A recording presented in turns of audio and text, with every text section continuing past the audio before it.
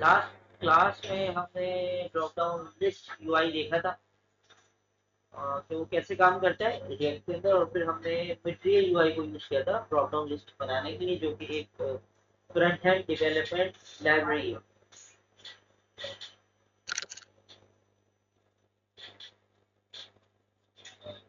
Class में हमने drop down list को देखा था, बटन को देखा था, फिर हम डेटा कैसे लोड करते हैं। आज का जो हमारा काम है ना, basically simple drop down list वो है यूज स्टेट हुक्स। अच्छा, ये जो रिएक्ट है ना, इसमें हुक्स का बहुत इंपॉर्टेंट रोल है, ठीक है। और हुक्स में कहता हूँ प्री डिफाइंड फंक्शन है बाय द रिएक्ट, और इनको किसी पर्पस के लिए इस्तेमाल किया जाता है। जो सबसे पहला हुक हम स्टडी करने जा रहे हैं उसका नाम है use state. Use state hook क्या है? इसकी वजह से जो आपके कंपोनेंट्स होते हैं, फंक्शन कंपोनेंट्स होते हैं, इसके अंदर आप स्टेट मेंटेन कर सकते हो। देखो पहले क्या होता था, वेरिएबल कि अगर आप वैल्यू चेंज करना चाह रहे हो जावास्क्रिप्ट में, तो डायरेक्ट रीड करके जावास्क्रिप्ट से वैल्यू कहाँ रख देते थे? उस वेरिएबल के अंदर। लेकिन अब ऐसा नहीं हो सकता, ठीक है, क्योंकि यहाँ पर वेरिएबल की वैल्यू को चेंज करने के लिए, वेरिएबल की वैल्यू को अपडेट करने के लिए यूज स्टेट हुक को इस्तेमाल करना पड़ेगा, ठीक है। और इन हुक्स की मदद से हम क्या करते हैं, एक एरे बनाते हैं वेरिएबल की। अगर एक वेरिएबल है तो एक यूज स्टेट, अगर दो वेरिएबल तो दो यूज स्टेट, अगर एरे ऑफ वेरिएबल्स है तो तीन यूज, एक एरे बनेगी जो कि एरे की शक्ल में अपने पास स्टेट वैल्यूज को स्टोर करेगी। तो आज हम जिस चीज पे काम करेंगे वो है एक वेरिएबल जिसकी स्टेट को हमें मेंटेन करना है। और कैसे करेंगे काम के, फॉर एग्जाम्पल मैं एक एग्जाम्पल आपके लिए तैयार करता हूँ, फिर उसके बाद आगे जाता हूँ। मैं यहाँ पर आया, एग्जाम्पल का नाम मैंने रखा काउंटर डॉट JSX, ठीक है जी। अब मैंने यहाँ फंक्शन लिखा और काउंटर इसका नाम रख दिया, तो राउंड ब्रैकेट लगा दी। ये बात आपको पता है, आप भी जब स्टार्ट करोगे तो इसका स्केलेटन कंपोनेंट का बना लोगे। और आखिर में आके मैंने कहा एक्सपोर्ट डिफॉल्ट और काउंटर। अब इस काउंटर में मेरी क्या ख्वाहिश है कि मैं एक वेरिएबल बना लेता हूँ। यहाँ पर आके मैंने एक वेरिएबल बनाया कॉन्स्ट, और इस वेरिएबल के अंदर एक वैल्यू रखी वैल इज इक्वल टू, इसमें रख दिया मैंने 1। यहाँ पर आया, मैंने एक h1 लगाया और मैंने चाहा कि भाई मैं इस वेरिएबल को प्रिंट करा दूं, बिल्कुल प्रिंट हो जाएगा। और इसके साथ एक ख्वाहिश और मेरे अंदर पैदा हो गई कि यार एक बटन लगाऊं, और इस बटन के अंदर मैं लिखूं इंक्रीमेंट, या बोलूं ऐड, ऐड, ये मैंने लिख दिया। अच्छा, कंपोनेंट को मैं करता हूँ यूज। यूज करने के लिए मुझे इंडेक्स में आना पड़ेगा, और यहाँ आने के बाद मैं काउंटर लिखूंगा।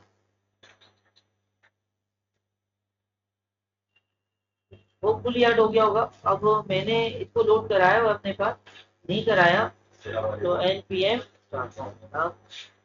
स्टार्ट कर दूंगा। जब मैं npm स्टार्ट किया तो स्टार्ट फ्री डेवलपमेंट सर्वर मेरी एप्लीकेशन ओपन कर दे। अभी क्या मुझे दे रहा है ये, काउंटर इज नॉट डिफाइंड कह रहा है, स्पेलिंग गलत है जी। देखिए यहाँ पर जो मैंने, अच्छा COUN नहीं लिखा ना, सही दे रहा है काउंटर। अब जाके रिएक्ट चेक करो, हो गया। लेकिन काउंटर का डेटा मुझे सही नजर नहीं आ रहा है ना, ऐसे ही है। तो जरा मैं अपनी एप्लीकेशन के अंदर काम ये करता हूँ, ये जो मैंने ऐप लगाई हुई है इसको मैं हटा देता हूँ, यहाँ नजर आ रहा है। अब ख्वाहिश ये कि वन ऐड करूँ, उसमें वन ऐड हो जाए।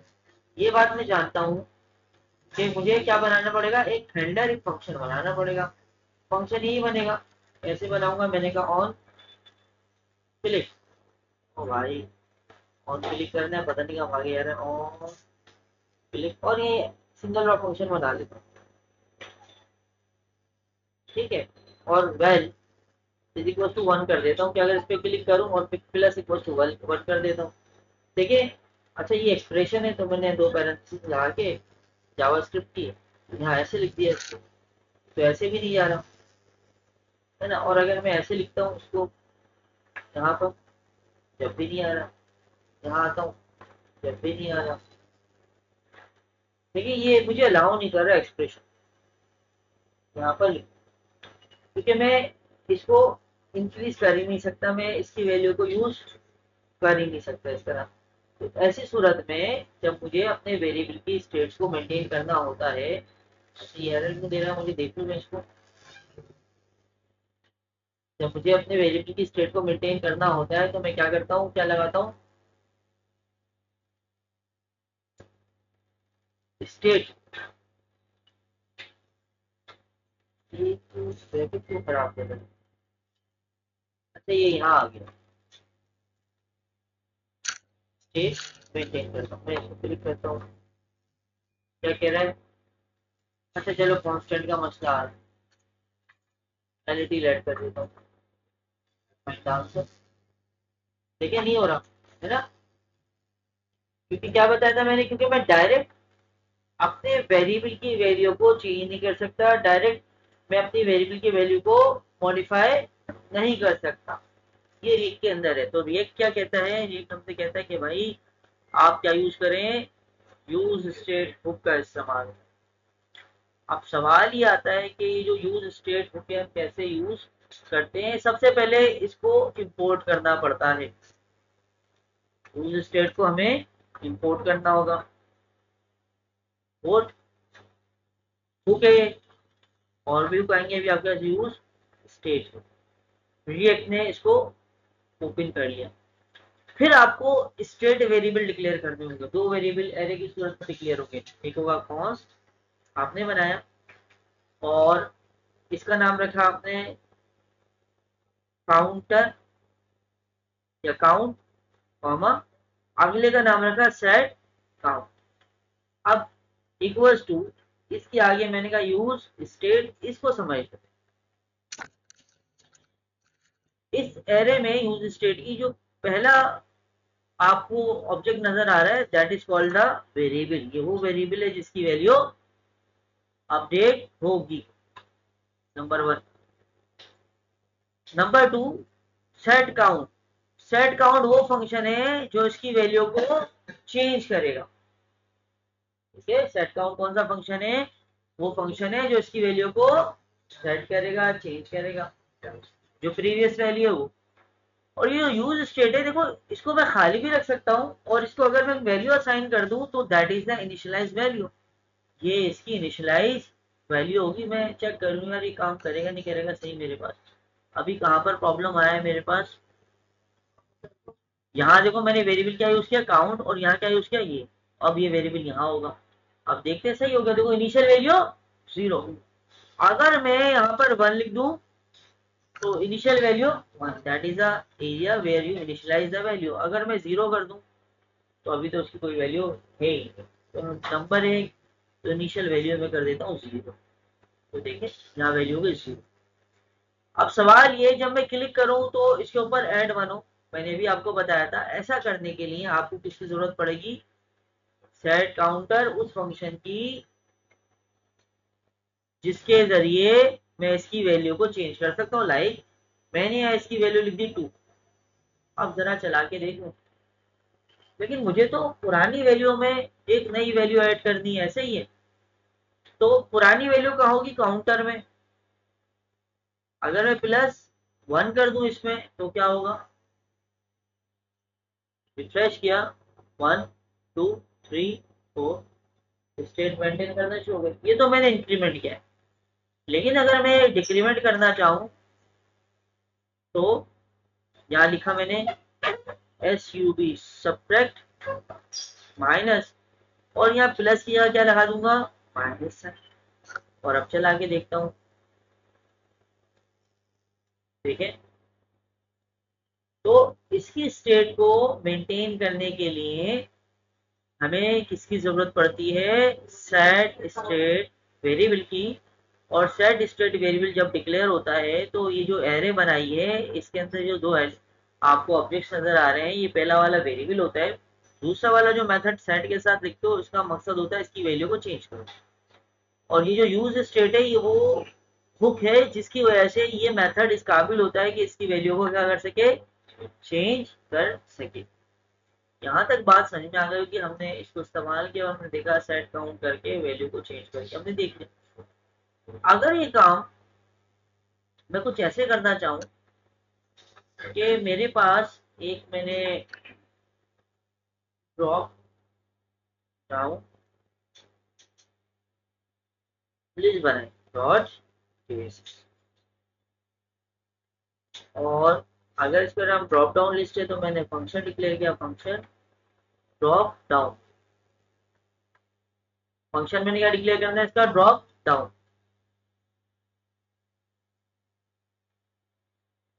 और ये आके मैंने लिस्ट दे दी यहाँ पर।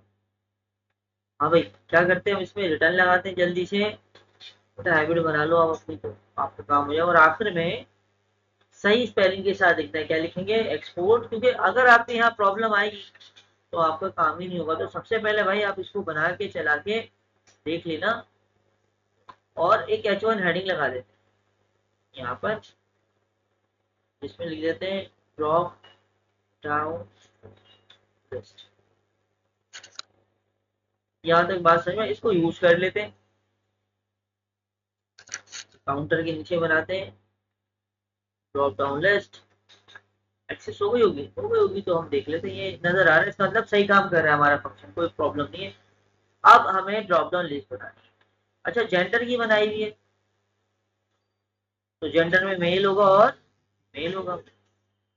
हम वापस यहाँ आते हैं, ऊपर एक वेरिएबल बना लेते हैं, लेट LST जेंडर। ये भी हमें आता है, हमने बना दिया इसकी LST लेट, ठीक है। और यहाँ हमने लिखा मेल फीमेल, ठीक है। अब हमें इसको यहाँ यूज करना है ना, हमारा टारगेट क्या है कि हम इसको यूज करें, लोड करें, पॉपुलेट करें, दैट इज कॉल्ड पॉपुलेट करें हम ड्रॉप डाउन लिस्ट। मैंने कहा ठीक है, सेलेक्ट लगा दिया, कोई इशू नहीं है। उसके बाद क्या करना पड़ेगा, जावास्क्रिप्ट लगानी है तो मैप को यूज करेंगे, डॉट एरे, पहले एरे का नाम LST जेंडर डॉट मैप और एक्स। अब इसमें तो ऑप्शन लगता है, ऐसे ही ना बेटा, ऑप्शन लगता है, हमें पता है ऑप्शन लगता है। तो ऑप्शन HTML होगा हमारे पास, या इसकी वैल्यू भी होगी जिसमें वैल्यू हमें नजर आनी चाहिए। और यहाँ पर वैल्यू में हम क्या लिख देंगे, एक्स, और यहाँ भी हम क्या लिखेंगे, एक्स। अब जरा आउटपुट देखते हैं, तो ये शो तो कर रहा है हमें आउटपुट में, चलिए जी सही करते हैं। अब हमें इस पे इवेंट बाइंड करते हैं, तो इवेंट का बाइंड करते हैं, हम यही करेंगे event bind on change. Enormous भी रख सकता हूँ मैं, वैसे भी रख सकता हूँ, दोनों तरह रख सकता हूँ। तो मैं अभी यहीं पर बना लेता हूँ फंक्शन, एरो फंक्शन। इसको मल्टीपल लाइन पे इसलिए लिख देता हूँ मैं, ताकि आपके भी ध्यान में रहे यार ये जो हमारा एरो फंक्शन है इसको हम किस तरह से हैंडल कर रहे हैं। चाहे तो मैं इसको ऐसे करके लिख लेता हूँ कि एरो का ब्लॉक आपके सामने रहे, ठीक है, ओपनली आप इसको देख सकें। अब क्या करें, वैल्यू को रीड करना है, अलर्ट बॉक्स में शो करना है। तो हमने पढ़ा था अलर्ट, क्या ई चाहिए हमें, फंक्शन में ई तो है ही नहीं, तो हम यहाँ आर्गुमेंट ई पास करेंगे। ई क्या वैल्यू लिखते हैं आगे, टारगेट डॉट वैल्यू। अब जरा इसको चेक करते हैं,